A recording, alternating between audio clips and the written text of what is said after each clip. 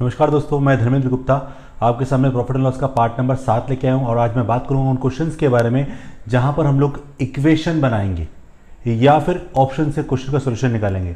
यानी अब हम ऐसे क्वेश्चन की बात करेंगे जिनका सॉल्यूशन पहले वाले जो तरीके हम लोगों ने यूज़ किए उनसे उनका आंसर नहीं निकलता है, निकलता ही नहीं है। और उसके लिए केवल इक्वेशन पे ही आपको जाना पड़ेगा, यानी मेथड पे ही आपको जाना पड़ता है, मेथड को ही आपको यूज़ करना पड़ता है और मेथड से ही आपको क्वेश्चन करना पड़ेगा।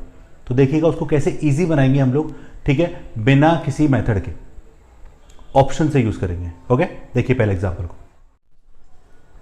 देखते हैं। पहला एग्जांपल, किसी वस्तु का विक्रय मूल्य 56 रुपए है जबकि इसके लाभ प्रतिशत का संख्यात्मक मान इसके क्रय मूल्य के बराबर है, तो इसका क्रय मूल्य ज्ञात करें। यह हमारा क्वेश्चन है।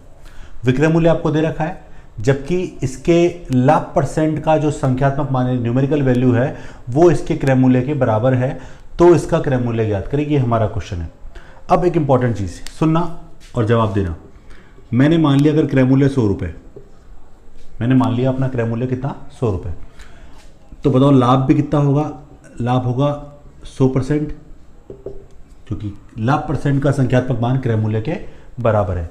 तो बेटा अगर मैं प्रॉफिट निकालूं यहां पर, तो क्रय मूल्य का 100% 100 रुपये ही होगा। तो जब क्रय मूल्य 100 रुपये, लाभ 100, क्रय मूल्य 100 रुपये, लाभ 100 रुपये, तो विक्रय मूल्य कितना होगा 200 रुपये। इसका मतलब तो हर क्वेश्चन में फिक्स हो गया। क्या फिक्स हो गया कि क्रय मूल्य 100 रुपये, विक्रय मूल्य 200 रुपये। जब जब ऐसा क्वेश्चन आएगा केवल विक्रय मूल्य अलग होगा और विक्रय मूल्य यहाँ पर हमेशा 200 के बराबर होगा। पर ऐसा नहीं हो सकता, क्योंकि अगर यहाँ पर अगर मैं 20 रुपये लेता तो लाभ परसेंट कितना होता 20%, और 20 का 20% 4 रुपये होता है, 20 के बराबर नहीं होता, तो वो गलत हो जाता। तो इसलिए हम इस तरीके से इसको यूज़ नहीं करेंगे। सेकंड वे अगर मैं बात करना चाहूँ, अगर मान लो मैं लाभ की जगह अगर हानि यूज़ करता यहाँ पर, तो यहाँ पर कहने का मतलब होता कि इसका हानि प्रतिशत इसके क्रय मूल्य के बराबर है। अब हानि परसेंट 100 होता तो हानि 100 रुपये की होती, तो विक्रय मूल्य 0 रुपये हो जाता। वो भी संभव नहीं है क्योंकि वो तो फिक्स वैल्यू पे चला गया, यानी हर बार 0 रुपये हो गया। तो इस तरह से हम क्वेश्चन का सोल्यूशन नहीं निकाल सकते। अब हम बात करें इक्वेशन पे जाएं, यानी इक्वेशन यानी समीकरण से सॉल्व करें इस क्वेश्चन को। तो समीकरण से सॉल्व करके भी शायद हो सकता है ईजी हो जाए। तो समीकरण से कैसे सॉल्व होगा देखिए एक बार इसको आप। देखो मैंने मान लिया अगर कॉस्ट प्राइस मैंने माना x, तो प्रॉफिट परसेंट कितना होगा बेटा x%। और हम जानते हैं प्रॉफिट जो होता है वो क्रय मूल्य का हिस्सा होता है, तो क्रय मूल्य x है और x का x%, ये हमारा प्रॉफिट हो गया। जबकि विक्रय मूल्य क्या होता है, विक्रय मूल्य होता है क्रय मूल्य प्लस लाभ। विक्रय मूल्य यानी क्रय मूल्य x प्लस लाभ यानी x²/100 बराबर क्या होता है विक्रय मूल्य। यानी अब ये हमारे पास मेथड होता है बेसिक फंडामेंटल समीकरण बनाने वाला, यानी समीकरण बना के हम इसका आंसर निकाल सकते हैं। अब लघुत्तम कितना आएगा इसका, लघुत्तम आएगा 100 रुपये। सबको 100 से गुणा कर दो, तो 100 × x 100x प्लस x² बराबर 5600। ठीक है, अब इसको अपन सिंपल में लिखें x² minus x² plus 100x minus 5600 बराबर 0। अब ये द्विघात समीकरण बन गया हमारे लिए। यहाँ पे हम क्या करते हैं, बीच वाले पद को दो भागों में तोड़ते हैं। तो ऐसे नंबर में तोड़ो जिनको गुणा करने पर कितना आए 5600 आ जाए। तो क्या लिख सकते हैं अपन, x² plus 140x minus 40x minus 5600 बराबर 0। अब पहले दो में कॉमन क्या आ रहा है x, तो क्या बचा x प्लस 140, लास्ट के दो में कॉमन क्या आ रहा है माइनस का 40, x प्लस 140 बराबर 0।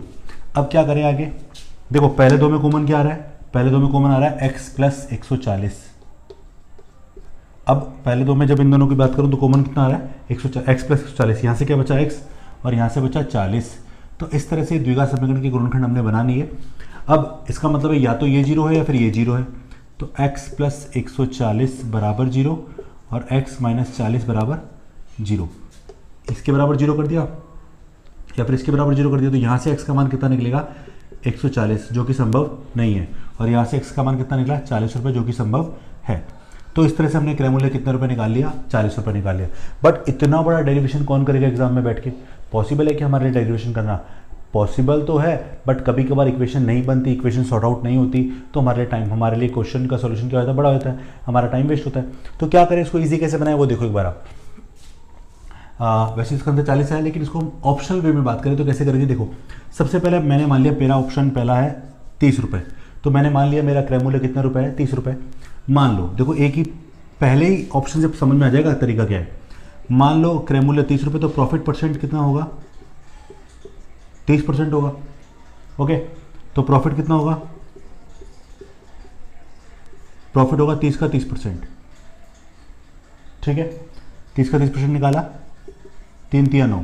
तो जब क्रय मूल्य 30 रुपये, लाभ 9 रुपये, तो विक्रय मूल्य कितना होगा? 30 + 9 यानी 39 रुपये। जबकि प्रश्न के हिसाब से विक्रय मूल्य कितना होना चाहिए था? 56 रुपये, है नहीं है? अगला ऑप्शन उठा लेते हैं। अगला ऑप्शन के हिसाब से क्रय मूल्य कितना होना चाहिए? 35 रुपये। अब क्रय मूल्य 35 रुपये, तो लाभ भी कितना होगा? 35%। अब लाभ अगर 35% हुआ तो लाभ कितना हुआ? 35 का 35, ये हो गया 12.25 रुपये का लाभ। तो विक्रय मूल्य कितना हो गया हमारे पास? 35 + 12.25, तो कुल मिला के 47.25 रुपये। क्या ये भी है क्या हमारा? नहीं, होना कितना चाहिए था? 56। अब तीसरा ऑप्शन को उठाते हैं। अब इसको इजी बनाऊंगा मैं, बट इसी से आंसर हमारे लिए आसान होगा। क्रय मूल्य माना तीसरे ऑप्शन के हिसाब से 40 रुपये, तो प्रॉफिट परसेंट कितना होगा? 40%। तो प्रॉफिट कितना हो गया? 40 का 40% कितना होता है? 16 रुपये। अब एक बार बताओ, क्रय मूल्य 40 रुपये, प्रॉफिट 16 रुपये, तो सेलिंग प्राइस कितना हो गया? 56 रुपये। तो कौन सा आंसर सही हुआ? 40 वाला, यानी ऑप्शन सी। तो इस तरह से इसका अपन ने ऑप्शन से निकाला, कितना आंसर आया इसका? 40 रुपये। तो इस तरीके से हमने इस क्वेश्चन का आंसर बहुत इजीली निकाल लिया। तो बेस्ट तरीका क्या था? Go to option and verify your question. अब इसको अगर देखो, ये तो समझने के लिए, इस पर डायरेक्ट करो तो कैसे करोगे? सीधा 30 का 130% निकाल लो, ये विक्रय मूल्य निकल जाएगा। यहाँ 35 का 135% निकाल लो। क्यों? 100% तो अपने आप में है ही, और जितना परसेंट यहाँ पर प्रॉफिट है वो क्रय मूल्य के बराबर है। तो प्रॉफिट कितना परसेंट है? 35%, जबकि 100% खुद था। यहाँ पर 40 का 140% निकाल लो, और जब 40 का 140 निकाला, 14 चौक 56 रुपये आ गया। तो इस तरह से कौन सा ऑप्शन सही हुआ यहाँ पर? तीसरा ऑप्शन। क्लियर है? एक एग्जाम्पल और देखते हैं, इसको डायरेक्टली सीधे हम ऑप्शन से बात करेंगे, वहाँ मेथड यूज़ नहीं करेंगे। ओके, देखिएगा अगला एग्जाम्पल देखते हैं। किसी वस्तु का विक्रय मूल्य 119 रुपये है, जबकि इसके लाभ परसेंट का संख्यात्मक मान इसके क्रय मूल्य के बराबर है, तो उसका क्रय मूल्य ज्ञात करें। पिछले क्वेश्चन जैसा ही है हमारे लिए। अब क्या करें? अपन ऑप्शन पे जाएं, तो पहला ऑप्शन लिया हमने 40 रुपये क्रय मूल्य हो गया। अब अगर हमारा सीपी 40 रुपये है, तो प्रॉफिट परसेंट कितना होगा? 40%। किस पर? 40 रुपये पर। अब हम चाहें तो प्रॉफिट निकाल सकते हैं, सीधा सेलिंग निकालते हैं। तो एक बात बताओ, सीधा अपन क्या करें? 40 का 140% निकाल लें, तो कितना आया? 56 रुपये। होना कितना चाहिए था? 119 रुपये। काम का नहीं है। दूसरा ऑप्शन लेते हैं, क्रय मूल्य माना 50 रुपये। अब 50 पर 50% प्रॉफिट होगा, तो सेलिंग प्राइस कितना हो जाएगा? 50 का 150%। तो काटा, 15 5 75 रुपये।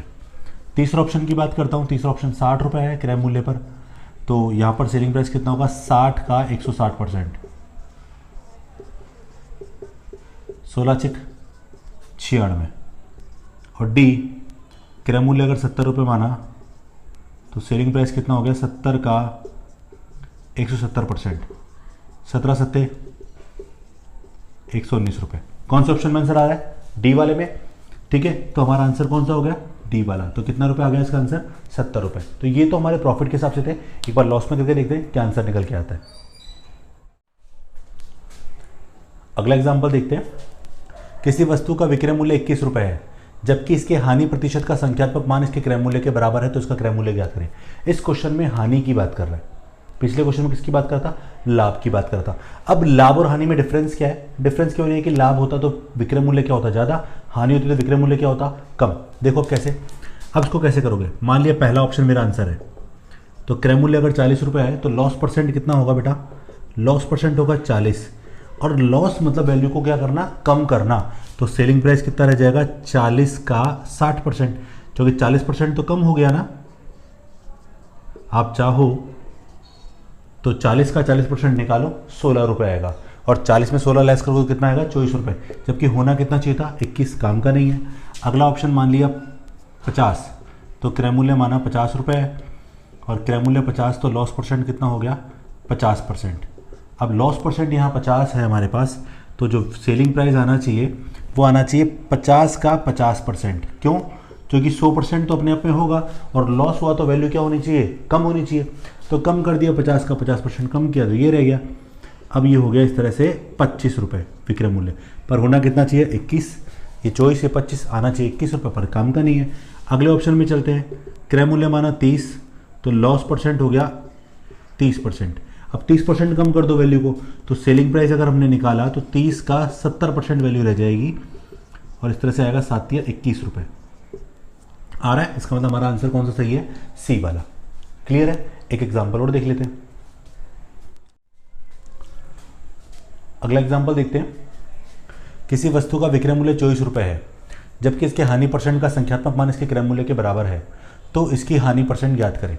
ओके, अब पहले ऑप्शन से स्टार्ट करते हैं। अब देखो यहाँ पर हानि परसेंट अगर 40% है तो क्रय मूल्य भी कितना होगा, 40 रुपये, क्योंकि क्वेश्चन में लिखा हुआ है हानि परसेंट का संख्यात्मक मान क्रय मूल्य के बराबर है। सो आई एज्यूम मेरा कॉस्ट प्राइस कितने रुपये हो गया, 40 रुपये, तो यहाँ लॉस परसेंट कितना हुआ, 40%।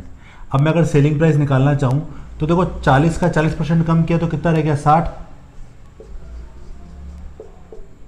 तो 6 चौक 24 रुपये, ये आ रहा है हमारे लिए। ठीक है, आंसर है।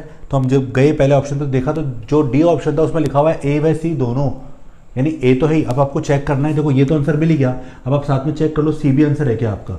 ठीक है, क्योंकि डी में के बाद ऐसा कोई ऑप्शन लिखा हुआ नहीं इसमें बी की बात कर रहा है। तो एक काम करते हैं, सी को चेक कर लेते हैं। तो अगर बेटा क्रय मूल्य अगर 60 रुपये माना तो यहाँ पर लॉस परसेंट कितना होगा, 60%, और 60% वैल्यू कम करने के बाद जो सेलिंग प्राइस रहेगा 60 का 40% रहेगा, तो 6 चौक 24 रुपये। हाँ, ये दोनों में काम कर रहा है, तो इसलिए ए व सी दोनों काम कर रहे हैं। अगर एक बार चाहो तो आप बी भी चेक कर सकते हैं। कैसे, if I assume cost price is ₹50, 50 रुपये क्रय मूल्य मान लिया, तो यहाँ पर लॉस परसेंट कितने का हुआ बेटा, 50 रुपये का, 50% का। अब सेलिंग प्राइस 50 का 50%, 25, काम का ही नहीं है, तो ऑप्शन डी वाला सही होगा, क्योंकि यहाँ पर ए व सी दोनों आ रहे हैं। क्लियर है। अब अगले एग्जाम्पल में हम किसी दूसरे तरह के क्वेश्चन की बात करेंगे, जहाँ पर भी हम लोग क्या करेंगे, समीकरण ही बना के करेंगे या फिर हम डायरेक्टली सॉल्यूशन निकालेंगे। हम वही ना तो कोई सो मानेंगे ना कुछ और यूज़ करेंगे, क्योंकि उसका तरीका केवल वही है कि आप क्वेश्चन को पकड़ लें, आंसर निकाल लें, बस, इससे ज़्यादा कुछ नहीं है उसका। देखिएगा क्वेश्चन किस टाइप का है। अगला एग्जाम्पल देखते हैं और इसमें देखेंगे हम लोग कि क्वेश्चन के अंदर दो विक्रय मूल्य देकर कैसे कॉन्सेप्ट को चेंज करता है, लेकिन वहाँ 100 मानना पॉसिबल नहीं है हमारे लिए, क्योंकि 100 तब मान सकते हैं जब हमारे पास प्रॉफिट और लॉस परसेंट हमारे पास दे रखा हो। पर ऐसा क्वेश्चन जो मैंने बोर्ड पे लिखा है इसमें कहीं कुछ नहीं दे रखा है। पढ़ते हैं। किसी वस्तु को 640 रुपये में बेचने पर हुई हानि, यानी 640 में वस्तु को बेचा तो कुछ हानि हुई, उसी वस्तु को 820 रुपये में बेचने पर हुए लाभ के समान है। यानी 820 में बेचूंगा तो कुछ लाभ होगा और 640 में बेचूंगा तो कुछ हानि होगी, और जो लाभ और हानि होगी वो यहाँ पर दोनों क्या है, समान है। तो वस्तु का क्रय मूल्य ज्ञात करें। इसको एक बार जनरली मैं बात करूँ, अगर आप समझें, जैसे मान लिया मैंने मेरा क्रय मूल्य x रुपये मान लिया, एक चीज ये, अब मैं x में से 640 घटाऊंगा तो कुछ हानि होगी, तो हानि कितनी हुई यहाँ पर, x माइनस 640, ये मेरा लॉस हो गया। ऐसे ही अगर मैं विक्रय मूल्य 820 रखता हूं तो 820 मेरा विक्रय मूल्य, उसमें से अगर मैं x को माइनस करता हूं तो मुझे कुछ लाभ हुआ होगा, मुझे क्या होगा, लाभ हुआ होगा। तो ये जो हानि है ये लाभ है, ये आपस में क्या है, बराबर है। ये हानि और लाभ आपस में क्या है, बराबर है। तो x को इधर ले आया तो x और x क्या हो जाएगा, 2x, 640 माइनस का हो जाएगा, किसका हो जाएगा, प्लस का, तो दोनों जुड़ जाएंगे, 1460 हमारे पास ये वैल्यू आ जाएगी। तो x का मान निकाला 1460/2 हमने निकाल लिया, तो यहाँ से 730 रुपये जो हमारे पास आया वो x का मान आया, और x यहाँ पर क्या है, क्रय मूल्य। तो इस तरह से यहाँ क्रय मूल्य कितना है, 730 रुपये। अब चाहो तो जज कर लो, अब इसको ऑप्शन से भी कर सकते थे। अगर 720 रुपये हमारा क्रय मूल्य होगा तो 640 में बेचूंगा तो कितना लॉस होगा, 90 रुपये का। अब 730 रुपये वाली चीज़ को अगर 820 रुपये में बेचूंगा तो मुझे कितने का प्रॉफिट होगा, 90 रुपये का। तो दोनों तरफ प्रॉफिट एंड लॉस बराबर है। तो ये हमने इक्वेशन बना के कर लिया। इसको थोड़ा सा ईजी और भी कर सकते हो आप ऐसे। अभी आपने क्या किया, क्रय मूल्य माना। अब मैं काम करता हूँ, मेरा प्रॉफिट एंड लॉस दोनों को मैं क्या मान लेता हूँ, x रुपये मान लेता हूँ। यहाँ परसेंट भी बोलेगा तो भी आपको यही काम करना है, क्योंकि क्रय मूल्य के हिसाब से परसेंटेज निकाला जाता है। तो परसेंटेज अगर लाभानी परसेंट समान है तो लाभानी भी क्या होगी, वहाँ समान होगी। मैंने मान लिया कि मेरा प्रॉफिट हो या लॉस हो, दोनों x रुपये का होता है, ये मान लिया। ये लॉस प्रॉफिट है, ये x यहाँ पर क्या है, कॉस्ट है, वहाँ पर क्या है, प्रॉफिट या लॉस। सेकेंड मेथड से बात कर रहा हूँ। तो अगर 640 में अगर मैं अपना लॉस जोड़ दूँ, अगर 640 में मैं लॉस जोड़ दूँ तो मेरे को क्या मिलेगा, क्रय मूल्य। ऐसे ही 820 में अगर मैं प्रॉफिट घटा दूं तो मेरे को क्या मिलेगा, क्रय मूल्य, और दोनों क्रय मूल्य आपस में क्या है, बराबर है। क्लियर। x को इधर ले आओ तो 2x हो जाएगा, 2x बराबर 820 माइनस 640, तो 820 में 640 गया तो बेटा कितना बचा अपने पास, ये हो गया अपने पास 180 रुपये। तो x का मान निकाला तो 180 डिवाइड बाय 2, ये आ गया 90 रुपये, यानी 90 रुपये अपने पास लाभ अथवा हानि है। जबकि हमको पता है ये पूरा क्या है, क्रय मूल्य, ये पूरा क्या है, क्रय मूल्य। तो CP निकाला तो हमने 640 में बेचा तो हमें लॉस हुआ, लॉस कितने का हुआ, 90 का, 90 जोड़ दो कितना हो गया, 730 रुपये। तो इस तरह से क्रय मूल्य कितना आ गया यहाँ पर, 730 रुपये। तो इन दो तरीके से निकाल सकते हो, पर इसको डायरेक्टली सीखो, बहुत ईजी तरीका बता रहा हूँ। देखो ये मेरा कॉस्ट है, अगर लॉस हो तो पीछे जाता हूँ, माना लॉस x का है, पीछे गया कितने में बेचा, 640 में बेचा गया, इतने का ही प्रॉफिट हुआ x का, बेचा कितने में, 820 में। इसका मतलब ये है कि कॉस्ट की अगर बात करूं तो कॉस्ट बिल्कुल मिडिल में है यहाँ पर, या फिर ऐसे बोलूं इन दोनों के बीच का अंतर 2x के बराबर है।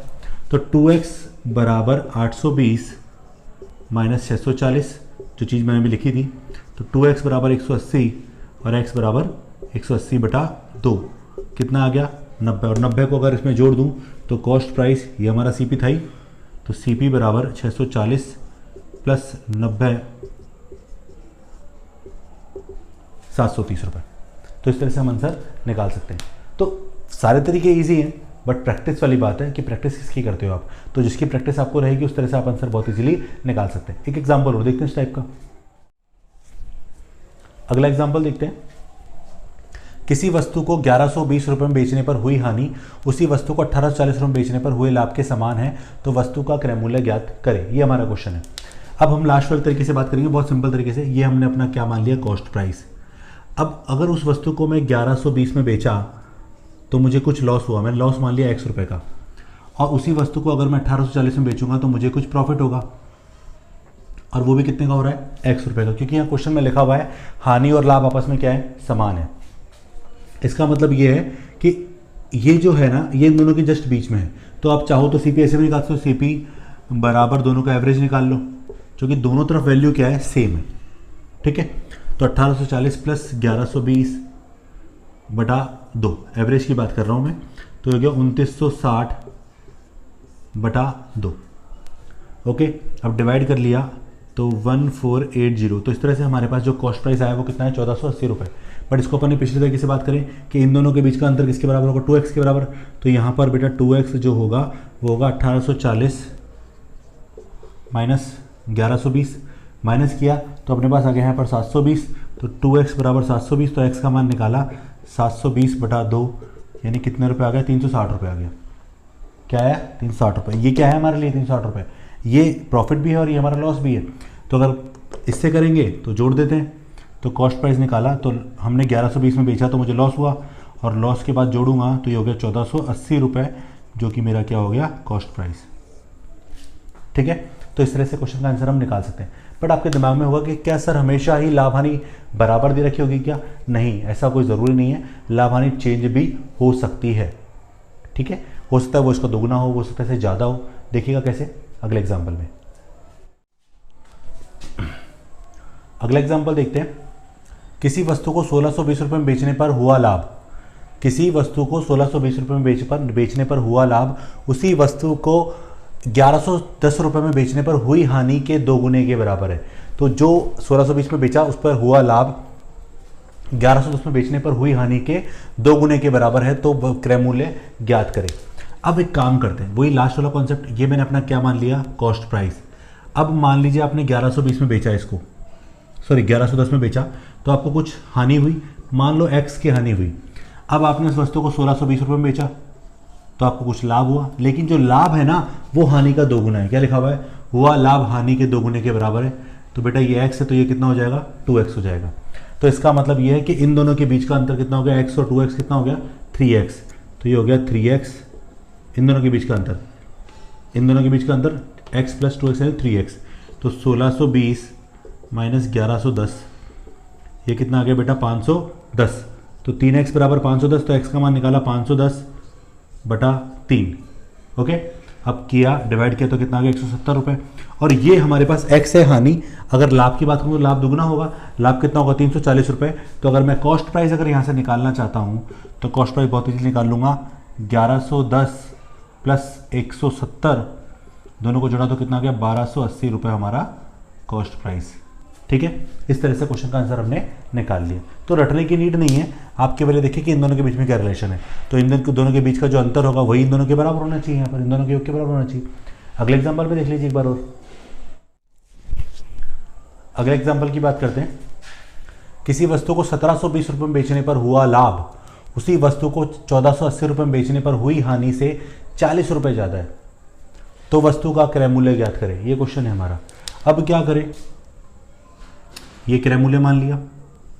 अगर मैं इसको 1480 रुपये में बेचता हूँ तो मान लीजिए मुझे हानि होती है x रुपये की, लेकिन जब मैं इसको 1720 में बेचूंगा तो मुझे कुछ लाभ होगा, लेकिन जो लाभ होगा वो हानि से 40 रुपये ज़्यादा है। हानि अगर x की है तो लाभ कितना होगा x प्लस 40। ये पूरा लाभ है और ये पूरी क्या है हानि। ठीक है, अब इन दोनों के बीच का अंतर किसके बराबर होगा, x प्लस 40 के बराबर। तो x प्लस 40 यानी x और x 2x प्लस 40 किसके बराबर हुआ, इन दोनों के बीच का अंतर को, यानी 1720 माइनस 1480 के बराबर होना चाहिए, यही होगा। और जब इसमें इसको घटाया तो इसमें से इसको घटाने पर कितना है 240 रुपये हमारे पास ये आ गया, और यहाँ पर हो गया 2x प्लस 40।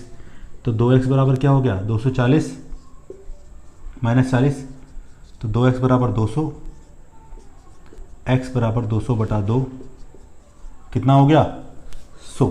तो यहाँ पर x का मान जैसे 100 आया तो क्रय मूल्य निकालना है आपको। तो क्वेश्चन में पूछा है CP, तो 1480 में बेचा तो x की हानि हुई, x का मतलब यहाँ पर 100 रुपये की हानि हो गई, और 100 की हानि हो गई तो कितने की हानि हो गई, तो इस तरह से क्रय मूल्य कितना हो गया हमारे पास 1580 रुपये। तो इस तरह से इस क्वेश्चन का आंसर भी हमने बहुत इजीली निकाल लिया है। तो आज हमने बात की उन क्वेश्चनों के बारे में जहाँ पर हमें इक्वेशन बनानी पड़ती है।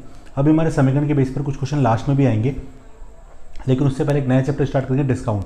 तो जो नेक्स्ट वीडियो आएगा उसको जरूर देखिएगा, डिस्काउंट के बेसिस पर क्वेश्चन को कैसे सॉल्व किया जाता है। यानी प्रॉफिट एंड लॉस तो चलेगा ही चलेगा, साथ में डिस्काउंट भी ऐड हो जाएगा। तो आज जो हमने पढ़ा उसमें हमने इक्वेशन बनाना सीखा, लेकिन साथ में इक्वेशन के अलावा कैसे उसको हम ऑप्शन से कर सकते हैं, कैसे उसको डायरेक्टली कर सकते हैं, वो भी हमने सीख लिया। तो आपको क्या करना है, आपको ये पार्ट देखना है, और ये पार्ट ज़्यादा बड़ा नहीं है, लेकिन नेक्स्ट पार्ट जो हमारा आएगा वो थोड़ा अच्छा भी होगा, इंपॉर्टेंट भी होगा, क्योंकि उसमें एक साथ 2 चैप्टर जुड़े होंगे, लाभ हानि और बटा, ये 2 तरह के, और उसमें कई सारी चीज़ें एडवांस निकल के आएंगी जो हमें बेसिकली आनी चाहिए, उनको हम सीखेंगे। ओके, तो आज की क्लास में ओवर करता हूँ। Thank you so much.